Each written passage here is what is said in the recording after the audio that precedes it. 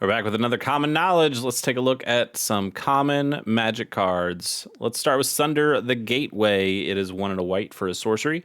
You get to choose one. You can either destroy a target non-token artifact or enchantment an opponent controls, and you incubate 2, which is creating an incubator token that has 2+1/+1 counters on it.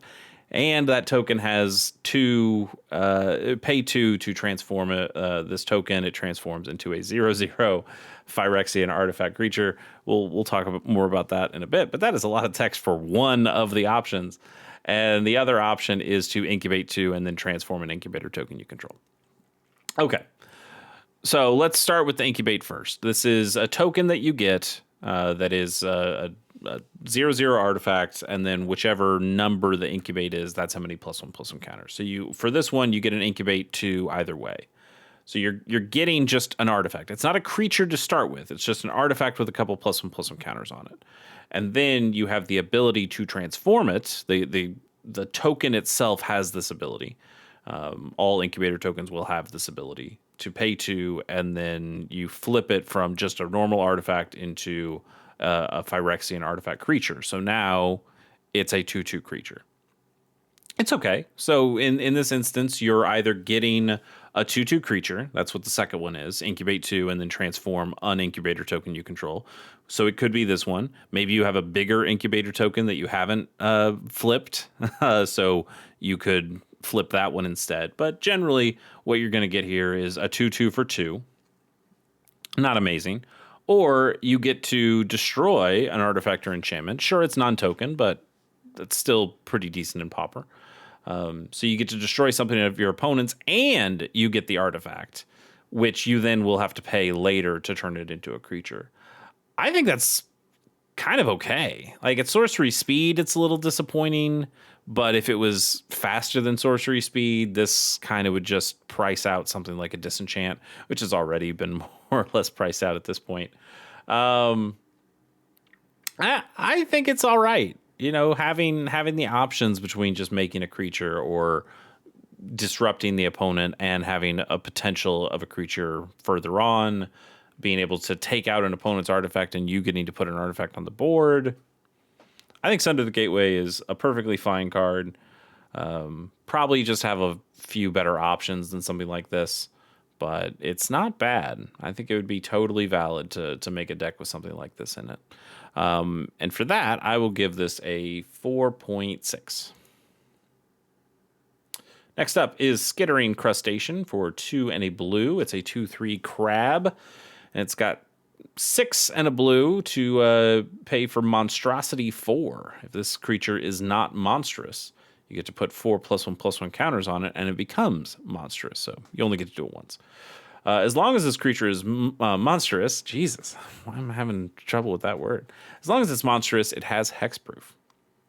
So you get a 3-mana 2/3, and then maybe much later in the game, when you have 7 mana available to you, this can become a 6.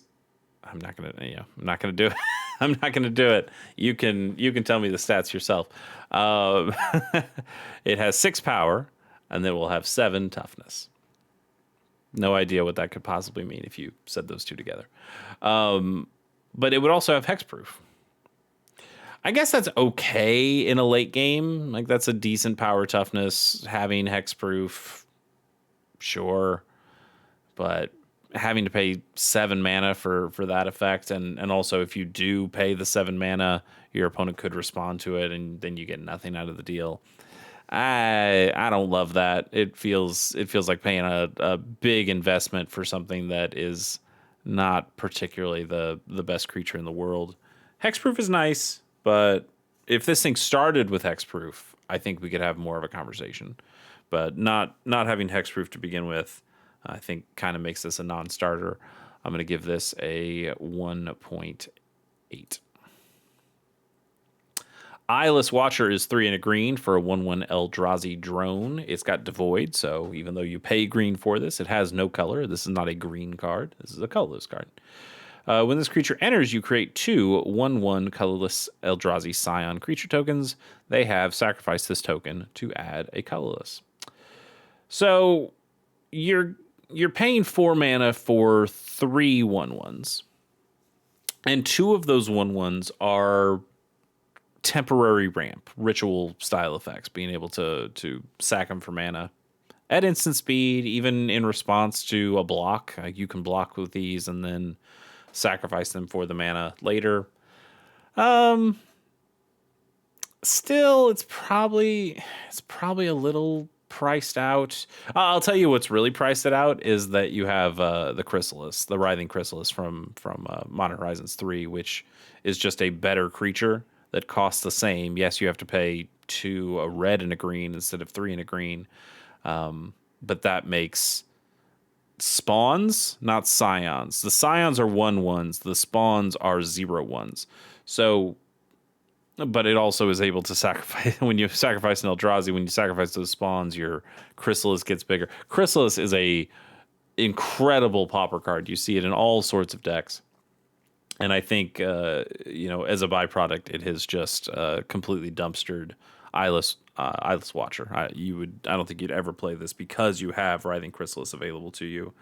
I think you would even find a reason to play red if you're in a green deck playing this. You'd find a way to play red either through like a Prophetic Prism or some kind of filtering to be able to get to a different color, solely so you could play Writhing Chrysalis because that card is that good.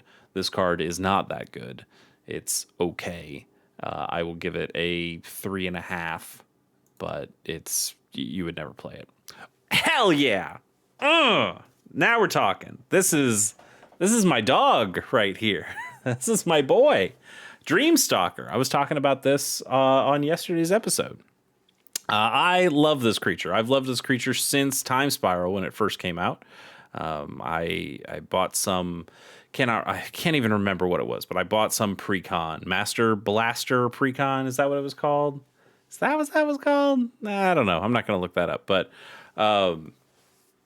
it had copies of this card in it, and I remember when I first saw this card, I went, why would this isn't very good, right? I'm bouncing something back to my own hand and it's a 1/5. Like is it that worth it? Like, sure, it can block a lot of stuff, but I'm losing board presence when I put this on, or I'm not gaining board presence, I guess. You're putting something in, you're taking something out. And it did not take me very long to realize, oh damn.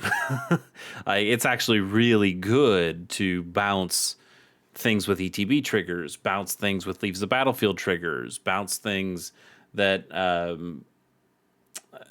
potentially could be in danger on the next turn, so you're able to get them out of harm's way. This card's great. And I think it's been overshadowed a little bit in Pauper by Core Skyfisher and Glinthawk, which do a lot of what this does more effectively. But both of those cards are in white. So if you're in, I have this card in a deck, and it is a Dimir deck, a blue-black deck, which does want to do a lot of bounce and flickering stuff, but it's, I'm not playing white purposefully. I didn't want to play white. I wanted more Cryogen Relics. I wanted the Tithing Blades, and having to splash white in there just for Core Skyfisher felt like that was ruining my mana. And having something like Dreamstalker, which is not as good as Core Skyfisher in a lot of ways. It doesn't fly. It's got 1 power instead of 2. Those are things that you have to weigh, but to get the color consistency of just a blue-black deck over a white blue-black deck, I think Dreamstalker rules. I think this card should be played in Pauper a lot more than it is, and I think it's played in Pauper a halfway decent amount. But I'm a huge fan of Dreamstalker. Look at this weird, skinny monkey illusion. They should make it a monkey illusion. Yeah, I'm a huge fan. I'm gonna give Dreamstalker a 5.9. I do love this card. Like, honestly, just seeing this card has made me want to buy more copies of Dreamstalker. I don't need them, but I just kind of would want them. It's been in three sets. Well, sets. This is just some decks, but Yeah. Yeah. I love this card. I do love that card quite a bit. Next is Underworld Ragehound. It's 1 in red for a 3/1 elemental dog. This creature attacks each combat if able, and it has Escape for 3 and a red. So you exile 3 other cards from your graveyard and pay the 3 and a red as the casting cost, but you can cast this card from your graveyard for its escape cost. So kind of never really dies. And also, it escapes with a +1/+1 counter on it. So you get to bring this out on turn 2, and it can't attack. But on turn 3, this thing gets to attack as a 3/1. That's halfway decent. Your opponent eventually feels like they need to remove this creature or block this creature in some way, get it off the board. And then later in the game, you can escape it and put it back on the field. And now it's even bigger. Now it's a 4/2. I really wish this had haste, so it felt like a lightning elemental that came back time and time again. I also like that escape, unlike something like flashback that will then exile the spell. Like this just goes back on the battlefield, and when it dies, it goes back in the graveyard, and you can escape it again, and it's just this kind of cycle. I get why it doesn't have haste. It probably tempers the card way down to the point where this feels like a normal common. But I think if this thing did have haste, we'd be having more of a conversation about its usefulness. As it is, it's fine. It's okay. I'll give it a, I don't know. I'll give it a 3, I guess. Seems maybe a little high, but I'll give it a 3. Next up is Flame Wave Invoker for 2 and a red. This is a Goblin Mutant that is a 2/2, and you can pay 7 and a red. This creature deals 5 damage to target player or planeswalker. Okay. So this seems bad, right? It's an understated creature, 3 mana for a 2/2, not very good. This activated ability is extremely expensive. 8 mana to deal 5 damage. That's a lot. That's a lot of mana to invest in it. But if you are in a Pauper deck that is able to make infinite mana, and there are combos that allow for that, this is a win condition. Doesn't matter how much it costs. If you're able to make the infinite mana, you can pay it. You can pay it 4 times and kill your opponent. Or if they're a life gain deck, you do it more than 4 times. You do it as many times as it takes. Your opponent tries to interact with this, and you just stack it up even more. You just keep going. You win the game. And as a card that can win the game, it deserves some respect. It's not the most amazing card, but I think if you are able to get yourself in a position where you make infinite mana, you can put this down. It doesn't even have to be on the battlefield at this point, but you could have it in your hand. You've made your infinite mana. You get to play this card, and then even if your opponent tries to respond to that, unless I guess they counter the spell, but once this thing's on the table, the game's over. So it's a little weird. Like in a normal situation, I would say this card is pretty bad. Like this is you're getting into like 1 territory. But knowing that it has infinite combo potential, it is a win condition in that way. I think you gotta like move it up. It's still a pretty clunky combo. I think there's just easier combos to pull off in Pauper than something like this. But this is a classic. This is also a classic Commander win con as well, where you can also make infinite mana pretty easily. I think we're gonna go with something like a 4. I think we'll go with a 4 on this. Having that potential really does bump it up, even if, in most other cases, it doesn't really deserve it. Errant Doomsayers is 1 and a white for a 1/1 human rebel. You can tap it to tap target creature with toughness 2 or less. Another time spiral card. I remember this one less than Dreamstalker. Tappers are okay. I don't have a problem with tappers, but I also like that this is free. So a lot of tappers will force you to pay generally a white mana to a white mana and a tap to get them to do their thing. But also most tappers can just tap any creature. and this one is tapping very specific creatures. The creatures you probably want to tap the most on your opponent's side will have way more than 2 toughness because they're probably something like 5/5 Tolarian Terrors or 4/4 Mirror Enforcers or 6/6s, 8/8s, whatever you come up with. And Errant Doomsayers is going to not be able to do anything against those. I suppose it could stop some combo-y pieces for opponents, but that feels like an edge case that I don't particularly love. It's also just a 1/1. I think if this had a lot more toughness, maybe we could have more of a discussion about it, and in that it would have more than one job. If this thing was able to block and then tap to keep an opponent's creature tapped, maybe.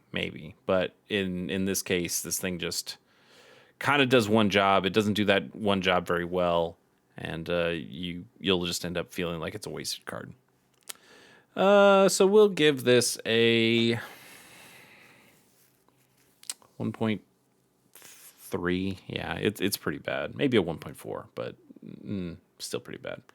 Zoff Shade is 3 and a black for a 2/2 Shade. For 2 and a black, this creature gets +2/+2 until end of turn. So I guess similarly to the Invoker, this potentially is an infinite mana combo as a win con.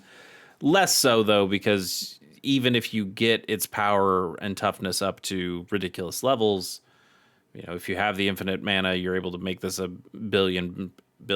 Great. You have to attack with it, or you have to fling it in some way. That requires extra complexity, either in finding a combat step, so you can only achieve that win in more specific circumstances, or requiring another card, and adding another card to your combo makes the combo that much more difficult to pull off. I believe there are also shade style creatures, or just black creatures that do this, that are cheaper for both the effect and the creature. You probably don't get the +2/+2. You maybe only get +1/+1. Night Stalker something, maybe. Maybe it is a shade that does it, but having to pay 3 mana for this effect is a little bit pricey. I don't think that's going to happen very often. But for 3 mana, you end up with a 4/4 for the turn. I guess it's nice to be able to have that as a possibility to force your opponent into bad blocks, or to not block this and then punish them for it. But I'm not going to talk myself into this one. It's still mostly overcosted. Great art, though. Let's give this a 2.5. Unstable Experiment, Spider-Man card here, is 1 and a blue for an instant. Target player draws a card, then up to 1 target creature you control connives. It's pretty good. So you draw a card. You always get to draw a card. And then a creature connives, so you get to draw a second card, but then you discard 1. So you're drawing 2, you're discarding 1 for 2 mana at instant speed. I'd say that's pretty darn good. And then, depending on what you discard, if it's a non-land, you get to put a +1/+1 counter on a creature. Again, at instant speed.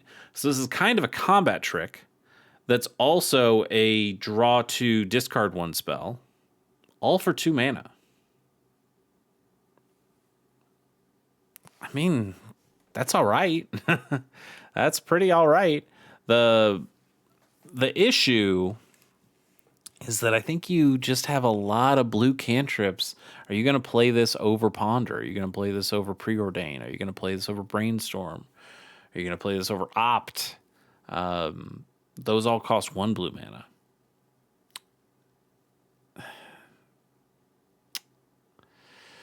I mean, if you were a deck that specifically needed +1/+1 counters on a creature, this is a way of doing it. If you needed a blue deck that was able to put like a Sneaky Snacker in the graveyard, you have ways of doing that in blue, but this is an okay way. I think this is a perfectly fine card that could totally see play in Pauper and would be a fine element to many of those decks. But I think the decks that would want a card like this are pretty comfortable with the options that they have right now. And I think it would take a ban in Pauper of one of those cards. I talked about it a while ago, I think, but if if you're going to try to tamp down the Tolarian Terror deck at all, I think Mental Note might be a good one to go after, because one, that card is just more expensive than it needs to be because it only saw one printing. It's like a $5 card or something, and even though it's not like it's there's basically a functional reprint of it, Thought Scour, and people play both, so you just play 8 of those in the Tolarian Terror deck. I think you could slow that deck down by banning Mental Note, getting rid of a really expensive card in that deck. And then I think if you were looking for another option, maybe you look at this, maybe you grab Opt instead. But I think this would be something that you look at. You'd have to think about it. I'm perfectly fine with this card, and I don't say that about a whole lot of Spider-Man cards. I think this card's totally fine. I'll give this a 5.1.